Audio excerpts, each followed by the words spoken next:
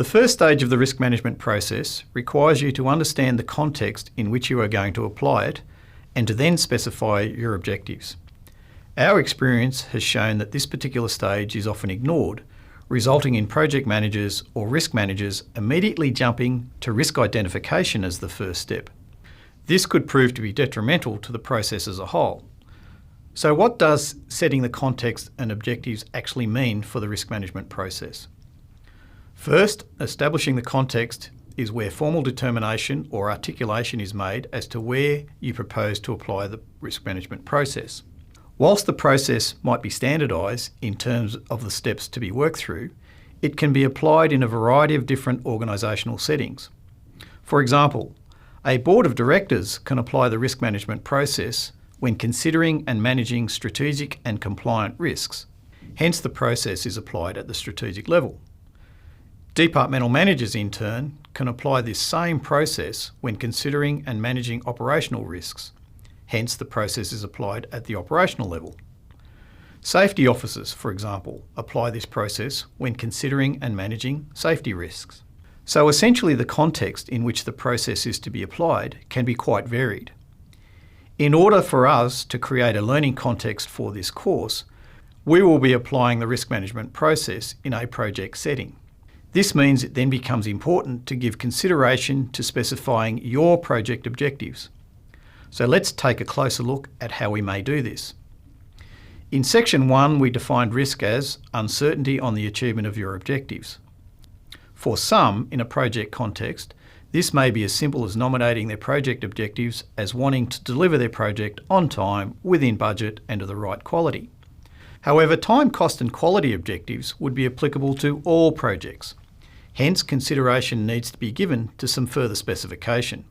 A useful technique that has proved beneficial when developing objectives is via the application of the SMART criteria. The acronym SMART represents specific, measurable, aligned, realistic and time-bound. SMART may well be a familiar concept to you, but have you considered its application in a project context? Start by drafting your project objectives. Once you have listed your objectives for your project, you will then review each of the objectives and check the S criteria. That is, check whether you believe the objectives are specific enough. Simply stating that you will be bringing the project in on time would not be specific enough. What do you mean by on time? To satisfy the S criteria, that is specific, would mean nominating the actual date of completion. The same would go for budget specification, etc. Next up would be measurable. The M criteria ensures that the objective is actually measurable. Often we see broad motherhood statements as objectives like keeping all of our stakeholders happy.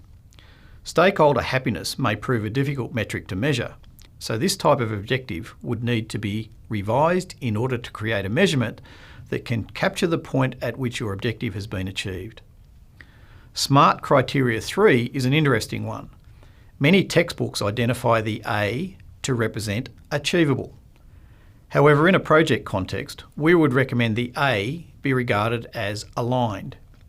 In other words, are your project specific objectives aligned with the organisation's overall values and objectives? We then move on to R, which is the check to ensure that your objectives specified are realistic.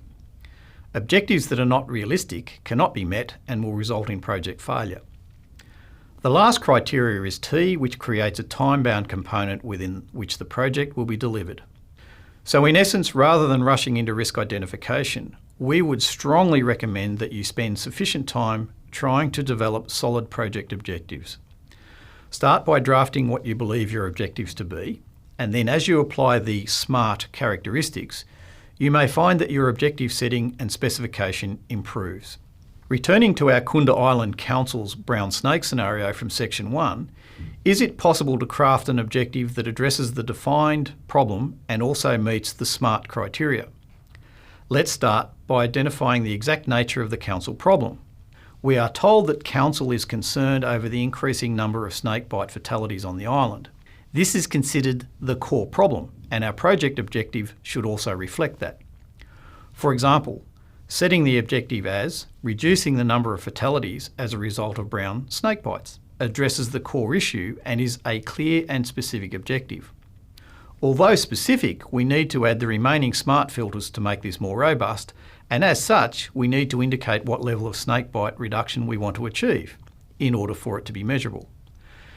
Thereafter, we need to consider whether the objective aligns with council policy, and finally, whether the objective is realistic within the given timeframe. A smarter objective might now be set as reducing the number of fatalities due to brown snake bites by 30% within the next 12 months. Having set this as the revised objective, let's now return to the Kunda Council boardroom and observe whether the revised objective changes the proposed actions suggested by council members.